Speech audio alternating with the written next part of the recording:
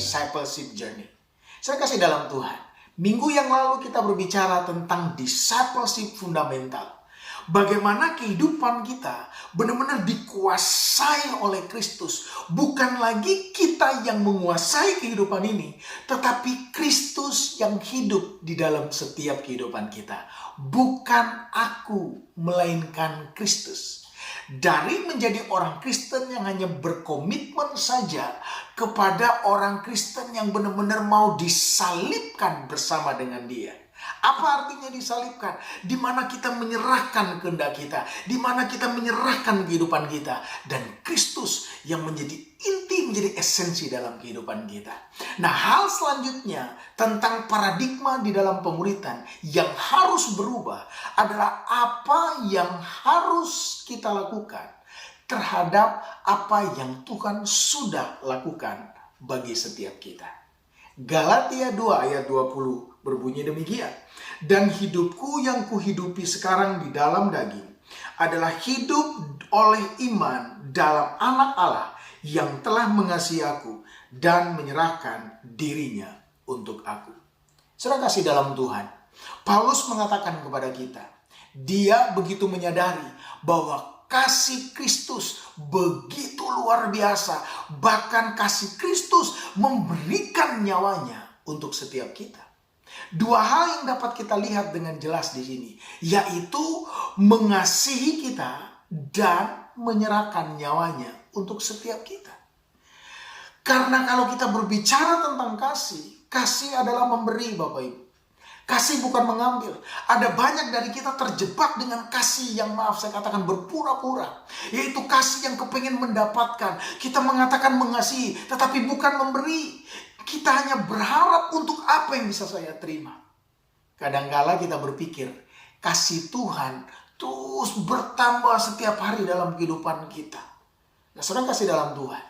Waktu saya coba memahami ayat ini, kasih Tuhan tidak berubah dalam kehidupan kita.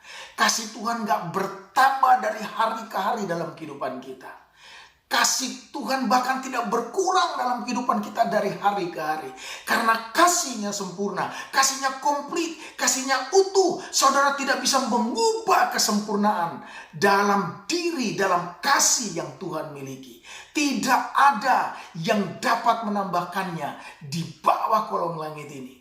Salib Kristus adalah karunia kekal, kasih yang kekal, pengorbanan yang kekal, untuk keselamatan yang kekal yang diberikannya bagi setiap kita. Itu adalah bukti kasih Tuhan bagi setiap kita. Tidak ada di dalam dunia ini yang sepadan dengan anaknya yang sempurna, yang menyerahkan nyawanya bagi setiap kita. Alasan utama saya melayani Tuhan sampai hari ini, karena saya mengalami dan saya tenggelam di dalam kasih Tuhan. Karena kasih Tuhan, maka respon saya adalah melakukan apa yang Tuhan perintahkan untuk saya lakukan di dalam kehidupan saya. Dengan kemampuan yang saya miliki, dengan pertolongan yang Tuhan berikan dalam kehidupan saya bisa melayani Tuhan sampai hari ini. Saudara kasih dalam Tuhan.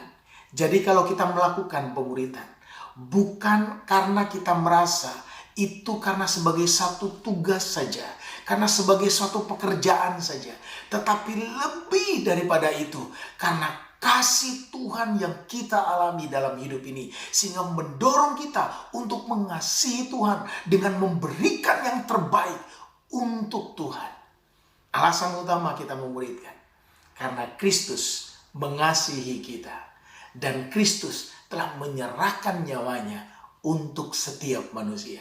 Jadi setiap kita dipanggil untuk menjadi murid, untuk memuridkan orang lain, di mana Tuhan menempatkan kita, di mana Tuhan memberikan talenta bagi setiap kita, sehingga pemuridan yang kita lakukan tidak terbatas hanya di dalam satu lingkup organisasi gereja saja, tetapi bisa lebih daripada itu, di dalam pemerintahan, di dalam pendidikan, seni dan budaya, olahraga, keluarga, ilmu pengetahuan dan teknologi dan sebagainya.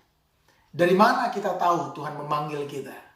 Yaitu melalui firman-Nya, melalui kita mendengar suara Tuhan setiap hari. Dari mana kita tahu kita dipanggil? Kita mulai belajar untuk merenungkan firman Tuhan. Mulai belajar untuk peka terhadap suara daripada Roh Kudus.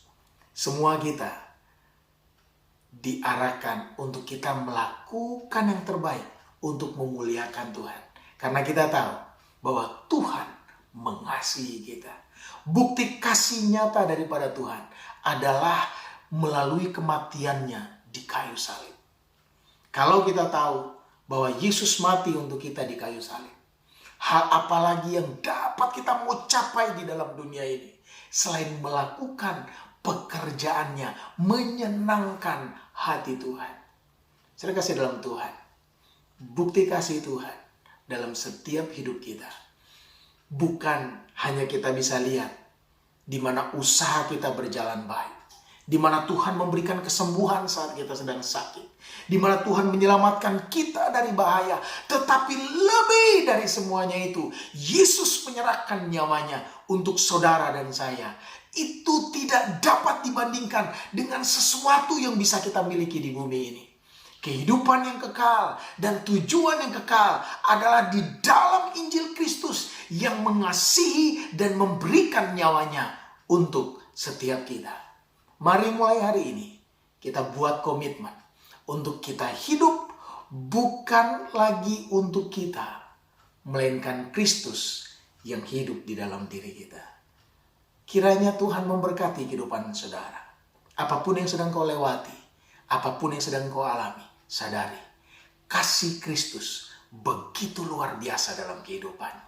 Dan Dia ingin untuk membangun hubungan yang dekat dengan engkau, supaya engkau tenggelam tinggal di dalam kasih itu. Tuhan memberkati kita semua.